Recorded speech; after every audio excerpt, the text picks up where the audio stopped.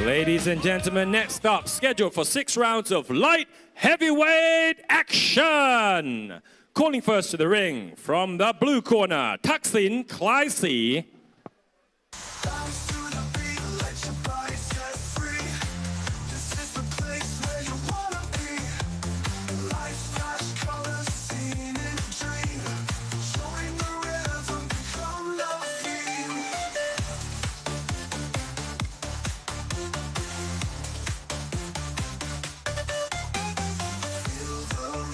As the sound ascends, we're together, friends till the end. Hands in the air, shout loud and clear. Tonight's the night, leave all your fear. He's alive, no need to rest. And his opponent from the red corner, Kittipong, Jian Hao. Every punch lands, it's a dance of survival. Glaring eyes locked, it's pure denial. No retreat, no surrender, no backward glance. Victory in sight, here's my final stance.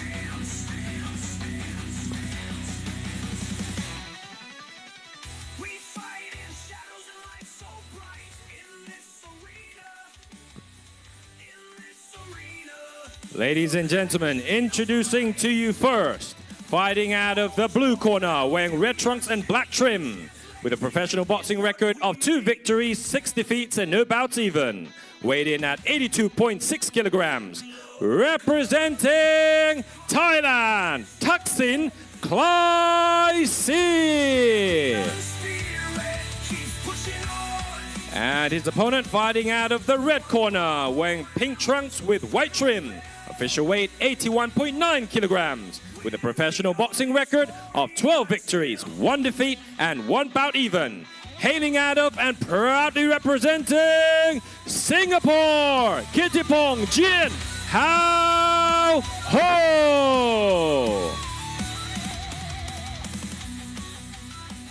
And Joe, referee in charge of the action once it begins. Referee Bimai, Portal 1. And the 3 judges scoring ringside, Judge Sanagon Kantong, Judge Pakapon Songmani, and Judge Carlos Costa.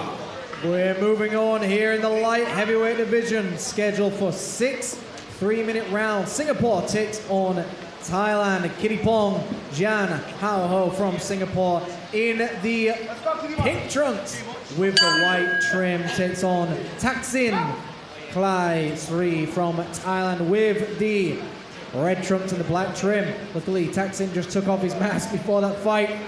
Here we are, round number 1. Big size difference here. Kittipong absolutely towering over Taksin. Got to get that jab working for him. Big right hand comes in. The laser right hand by Kittipong. Kittipong has had a little bit of time out the ring due to an injury, but he's been making his way back, making the comeback. Feints being used here by Kittipong.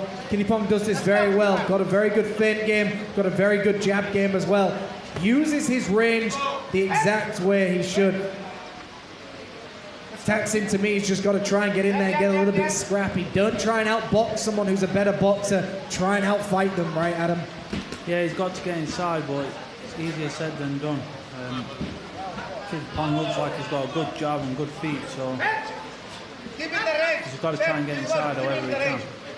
And you know, Kittipong sometimes does drop his guard, plays with his food a little bit too much sometimes. I think he's just got to take this fight to his opponent, try and take what he can, whilst he can as well.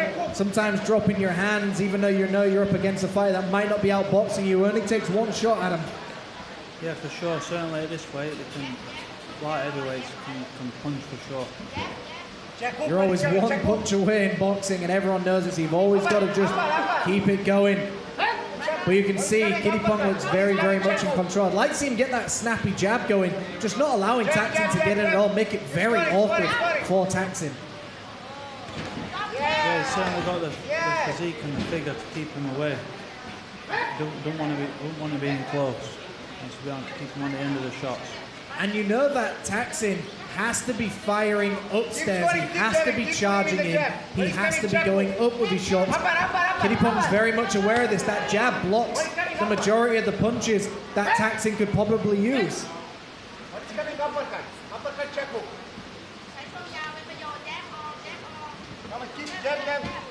Yeah, I'd like to see Kittipong occupying him a bit more with the jab. Keep it sharp. Give him something to think about.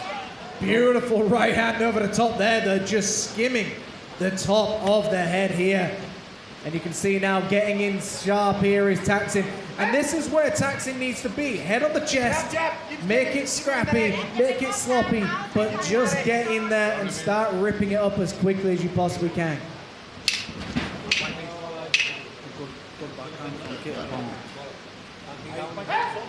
Back into the clinch to go. The referee peeling apart. Final moments of this round. And that is the end of round number 1. Singapore taking on Thailand. Kittipong. Jian Hao, to me, you can't really argue won that round. But again, there wasn't much of an output. There wasn't really much of a clean punch landed in that first round. Taksin trying to go for those big knockout punches. And again, I think Kittipong sometimes playing with his food a little bit too long. Just needs to take the fight to his opponent whilst the fight is available. Just go forward, use that jab, use your size.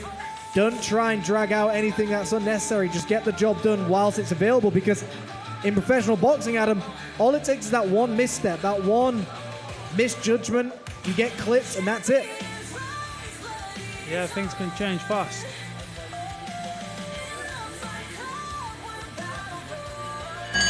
All right, that is the bell for seconds out. Light heavyweight action. Kittipong from Singapore with 12 wins, only 1 loss and 1 draw. Taking on Taksin Klaisri with 8 fights, 2 wins. Good backhand from Kittipong. You see now Adam Taksin just charging in. Kittipong just grabbing his arms, trying to nullify any more aggression from Taksin. Push him off and keep him occupied with the jab. Keep flicking that jab out sharp. Doesn't want to be in close. And these are the shots I'm talking about. Taksin just getting these shots through that I just don't think are necessary. I think this is where Kittipong should just start delivering the shots that he's good at. Using that jab, using his feints, using the uppercuts, fighting inside that clinch. If you know your opponent's best weapon is inside the clinch, take that shot away from them. Yeah, you've got to keep him away. Don't want Taksin there. That's fighting Taksin's fight while it's in close. Absolutely right. He's fighting the fight Taksin wants, which is up close and personal. Kittipong has the size, he has the reach, he has the advantage to fight at range. I just don't think this is where Kittipong needs to be. No, I agree. And there we see he's walking him down, but there's no jab being thrown right now. There's no fence. He's looking for that laser right hand. Now he comes alive. A nice shot to the body. Beautiful. Referee breaks him apart once again. There's the fence starting to be used by Kittipong. Taksin just really trying to dig upstairs. And again, Kittipong just goes straight into the clinch. I think Kittipong's got to realize as well, like, you've got to impress the audience here. You've got to impress everybody watching. You've got to prove the skills that you have. Right now, Kittipong to me is not demonstrating his skills, which is using his range, using that jab, using that right hand. I just feel like he waits a little bit too much, and we've seen him do so much more. That's much better from Kittipong. Much better work. Nice body shot, good head movement. He doesn't want to be on the ropes. He needs to move his feet and try and keep it long. Exactly that. Fight the fight you want to fight. I don't think he's in much danger when Taksin is up close and personal, but he's still at danger. But now he's starting to come alive. This is where he goes to the body. But every time he takes a shot, Kittipong seems to put his guard down, just neglects defense. I'd like to see him just take the shot to him. Good shot over the top. Great shot over the top from Taksin. And these shots are scoring for Taksin. Whether or not they're landing clean, they're still landing. They're still doing a little bit of damage. Kittipong seems to be looking for that one right hand, Adam. I mean, the right hand is set up by the jab. It's set up by the jab downstairs to the chest. That laser right hand, Kittipong has knocked people down and knocked people out with, but I think he's hunting for it a bit too much. Yeah, a bit too eager. Well, hopefully he'll establish his jab and after the backhand will come, the right hand will come. I mean, there we see Taksin getting these shots through. And a bit of a forearm there, but this is the thing. Taksin can only land the shots inside that zone 1. Zone 1 being up close and personal to your opponent. Why would Kittipong, do you think, allow his opponent to get so up close and personal here? I don't know. It's fighting Taksin's fight because Kittipong can't land his punches with his long levers. He needs to keep a bit of distance so he can land his shots more clean and more comfortable. Great analysis here by Adam in the booth.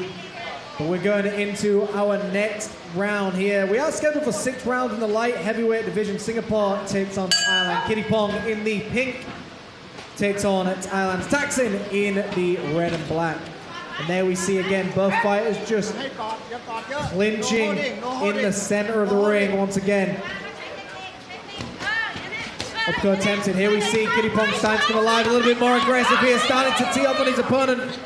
Referee takes a standing count here. Very close to stopping it there, it looked like, Adam. Yeah, very close. A good combination from Kittipong. I think if we can do it again, maybe he can finish it. And this is where he needs to come alive. Start getting the punch with a big right hand. Great punch. The short, crisp right hand, the shot he was looking for. I mean, patience is everything here. That's what Kittipong was waiting for the entire time. We know how good Kittipong is. We know how powerful he is. And the fighter is still on the canvas, but the doctors are in the ring right now. But there you see Kittipong just not going to celebrate just yet, just waiting. But there we see that short right hand right on the button, puts his opponent to the canvas.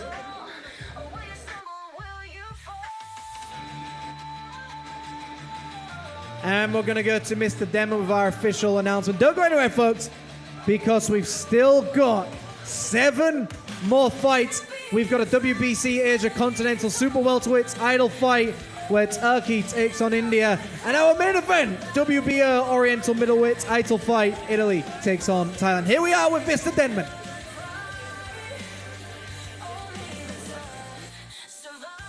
At the time of 37 seconds, your winner by way of 3rd round TKO, Kittipong, Jian Hao. Congratulations. It looked like you were a bit confused with his style in the beginning, but in your corner, Timor was giving you a word of encouragement, saying you need to step it up, and you did step it up. Tell me what was going through your mind. In my mind, I was still cold. So trying to warm up in the first round, but his style is a bit awkward because he's way shorter than me. So I have to really time my punches and like dig deep and take the first 2 rounds to get his timing, get his style. And that's why in the next round, I step back and land the right hand. Right, so you adjusted and you got the knockout. Now at light heavyweight division, you're very tall. You're going to be a difficult fight for anyone. What do you want next? Right now, just want to rest for a bit. 4 months ago, I couldn't walk. I have injured to my knee. I was limping. I couldn't walk. But now I'm very grateful to Coach Prico, to Highland team for allowing me to fight again. And next year we'll go for the world ranking. All right, looking forward. Congratulations. Ladies and gentlemen, before we continue with the fight, please give it up for the